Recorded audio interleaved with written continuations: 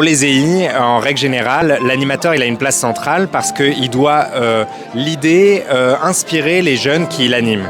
En bon éducateur, on pousse les animateurs à se dépasser sur leur prise de parole.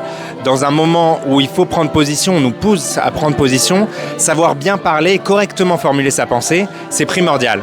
Vu le contexte actuel, que ce soit la position vis-à-vis d'Israël ou la position sur la polarisation des mouvements religieux, finalement, peut-être que la réponse, c'est la jeunesse. La réponse, c'est la jeunesse, et nous, en tout cas, c'est notre conviction. Et du coup, donner la parole à la jeunesse, c'est finalement donner la parole à la solution.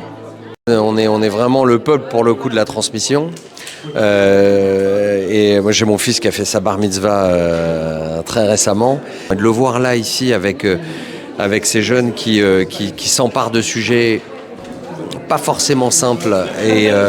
Et donc, j'ai hâte de les écouter. Ouais. Quand on est juif, aujourd'hui, malheureusement, on est assigné à prendre la parole et donc on a besoin que nos jeunes soient le plus armés possible.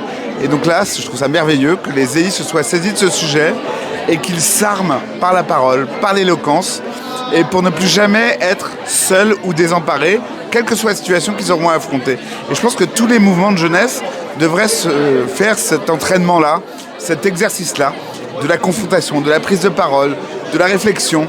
Et parce que quand on sait parler, on a l'impression qu'il ne pourra plus jamais rien nous arriver. Parce que quoi qu'il nous arrive, on saura le dire. Et avant, nécessairement, moi, je parlais pas, je m'exprimais pas en tant que juive, je parlais pas de la lutte contre l'antisémitisme pour moi. Et aujourd'hui, ça semble très naïf, mais pour moi, c'était un petit peu un combat du passé.